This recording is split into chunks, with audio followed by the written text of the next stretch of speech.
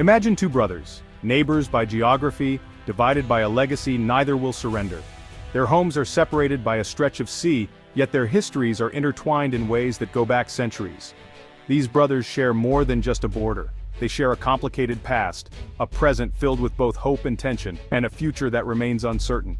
This is the story of the Philippines and Malaysia, two nations whose destinies have been shaped by colonial ambitions, migration, and the ebb and flow of regional power. Their cities pulse with life, their people proud of their heritage, and their leaders ever mindful of the delicate balance between cooperation and rivalry. Their relationship is a paradox. Deep cultural ties and shared ASEAN goals, yet shadowed by the unresolved Sabah dispute. Generations have mingled, traded, and even intermarried, creating bonds that run deep. But beneath the surface, old wounds linger, and the question of Sabah remains a point of contention that neither side is willing to forget. The Sabah issue, a colonial-era ghost, still haunts their diplomacy, injecting tension into even the friendliest exchanges. Every handshake between diplomats is tinged with the weight of history, and every negotiation is shadowed by the question of rightful ownership and national pride. Both nations are founding ASEAN members, committed to regional stability, but the Sabah claim periodically reignites mistrust. Headlines flare up, politicians make bold statements, and the region holds its breath, wondering if old disputes will once again threaten the fragile peace. National identity and sovereign pride often override the practical benefits of neighborly harmony. For many citizens, the idea of compromise feels like a betrayal, making it difficult for leaders to find common ground even when cooperation would serve both nations well. The South China Sea dispute adds another layer, as both countries navigate China's assertiveness and overlapping maritime claims. The waters between them are not just a source of livelihood, but also a stage for power plays and strategic maneuvering, drawing in global attention and complicating their bilateral ties. While this shared challenge could unite them, their responses diverge, shaped by domestic politics and economic priorities. Each government must answer to its people, balancing national interests with the need for regional cooperation, and sometimes these interests pull them in opposite directions. The result, a relationship defined by both cooperation and confrontation, watched closely by allies and rivals alike. Every diplomatic gesture is scrutinized, every agreement analyzed for signs of progress or regression, as the world wonders whether these neighbors can truly move beyond their disputes. Understanding their ties means looking at history, national honor, and the pragmatic calculations of statecraft. It requires acknowledging the pain of the past, the realities of the present, and the hopes for a more peaceful future. How Manila and Kuala Lumpur manage these disputes will test ASEAN's unity and Southeast Asia's future stability. Their actions will set precedents not just for themselves but for the entire region, as other countries watch and learn from their example. The dance between these two nations is delicate, complex, and far from over. As the world changes and new challenges arise, the Philippines and Malaysia must decide whether to remain divided by old grievances or to forge a new path together, one that honors their shared past while building a more harmonious future. The Sabah dispute traces back to an 1878 agreement between the Sultan of Sulu and a British syndicate. The Philippines sees this as a lease, not a cession, arguing sovereignty was never truly transferred. Annual payments from Malaysia to the Sultan's heirs are viewed by Manila as proof the lease remains valid. When Britain handed North Borneo to Malaysia in 1963, the Philippines called it an illegal annexation. The claim is more than legal, it's about historical justice and national patrimony. Filipino communities in Sabah, many undocumented, add a human dimension to the dispute. The issue persists in the national consciousness, fueled by history, law, and migration. For the Philippines, Sabah remains unfinished business, a symbol of colonial injustice. For Malaysia, the question of Sabah's status is not just a matter of policy, it's a settled issue rooted in both history and law. The Malaysian government maintains that Sabah's place within the federation is beyond dispute, and any suggestion otherwise is firmly rejected by officials and the public alike. Kuala Lumpur insists that the 1878 agreement with the Sulu Sultanate was a permanent cession of territory, not a temporary lease as some have claimed. This interpretation is central to Malaysia's legal argument, and is supported by decades of official documentation and international recognition. The principle of self-determination is also key. In 1963, a majority of Sabahans expressed their clear desire to join Malaysia, a decision that was carefully documented and later endorsed by the United Nations.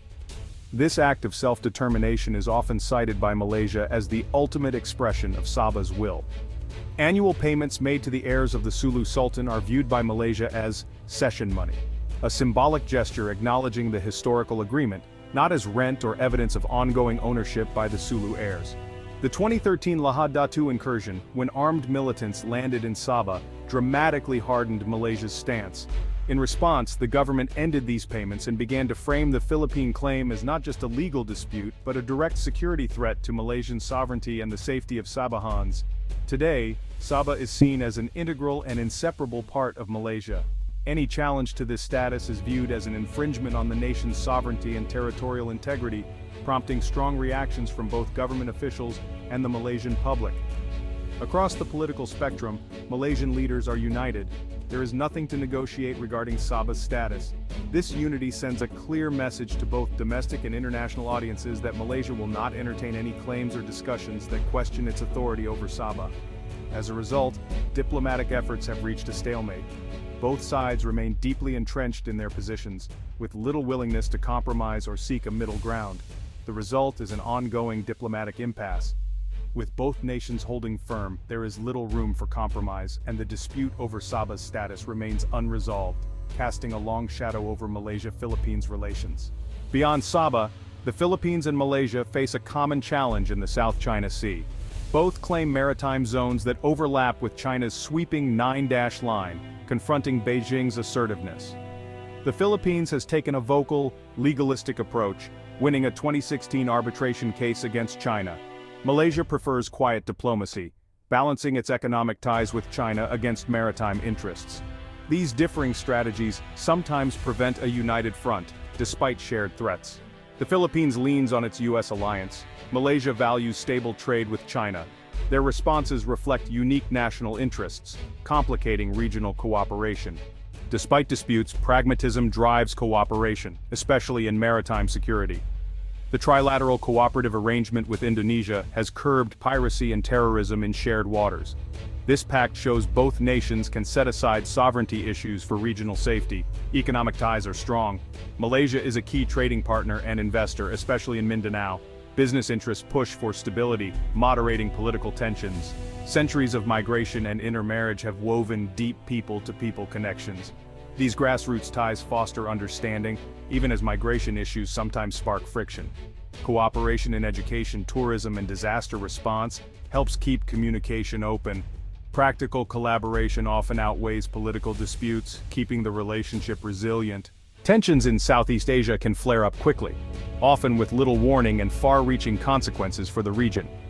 For example, in 2020, a Philippine official's remarks about Sabah reignited a long-standing dispute, drawing a swift and sharp rebuke from Malaysia. The incident underscored how sensitive historical issues remain and how easily diplomatic relations can be tested by a single statement. Maritime standoffs are a recurring feature, with both countries regularly sending patrols into contested waters to assert their claims. These actions serve as both a show of strength and a reminder of unresolved boundaries. Yet despite these tensions, high-level diplomatic engagement continues. In 2023, Malaysian Prime Minister Anwar Ibrahim and Philippine President Ferdinand Marcos Jr. met at a regional summit. They prioritized expanding trade and enhancing security cooperation, while also openly acknowledging the sensitive Sabah issue, demonstrating a willingness to address difficult topics directly. Summit diplomacy, especially within ASEAN, helps compartmentalize disputes, allowing both sides to focus on shared interests like economic growth and regional stability. This pragmatic approach has kept lines of communication open even during periods of tension. Economic ties between the two nations remain robust. Bilateral trade topped $8 billion in 2024, reflecting deep commercial interdependence and mutual benefit. Malaysia also plays a significant role in Mindanao's peace process, investing heavily in development and stability initiatives that benefit both countries and the wider region. These strong economic links and collaborative projects create powerful incentives for both sides to maintain stability and avoid escalation, even when disagreements arise.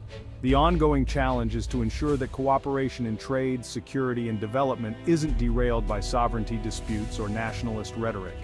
Leaders must carefully balance national pride and historical claims with the practical needs of their people, always seeking common ground.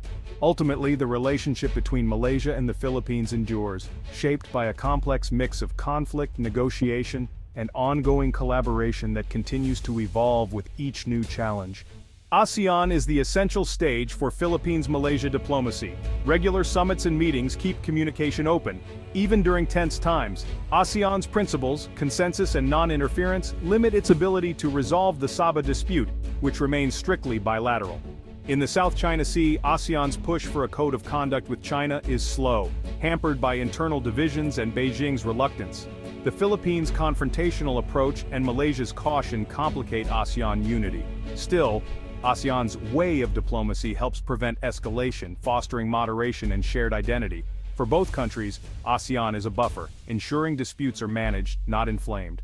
The bigger picture regional stability depends on this careful balancing act. The Philippines-Malaysia relationship is shaped by U.S.-China rivalry. The U.S.-Philippines alliance emboldens Manila's stance in the South China Sea, while Malaysia stays non-aligned. Washington is neutral on Sabah but supports Philippine security, adding complexity to regional dynamics. China wields economic power, especially over Malaysia, encouraging caution in maritime disputes. For the Philippines, Chinese investment is tempting, but maritime rights remain a sticking point. Beijing's strategy of bilateral deals can divide ASEAN, complicating unity. Both nations must balance security, economics, and great power politics. Their choices shape not just their own ties, but the region's future. The Philippines and Malaysia embody the complexities of modern diplomacy. Historic grievances meet pragmatic cooperation. The Sabah dispute remains the biggest obstacle, a matter of honor for Manila and sovereignty for Kuala Lumpur. South China Sea tensions add another layer, with both nations facing China but taking different paths. Despite these challenges, security collaboration and economic interdependence keep the relationship stable. ASEAN provides a vital framework for managing disputes through dialogue, not confrontation. The partnership is resilient, often prioritizing pragmatism over history. The future depends on compartmentalizing disputes and strengthening mutual interests. The question remains, can these neighbors find lasting harmony, or will old ghosts continue to shape their destiny?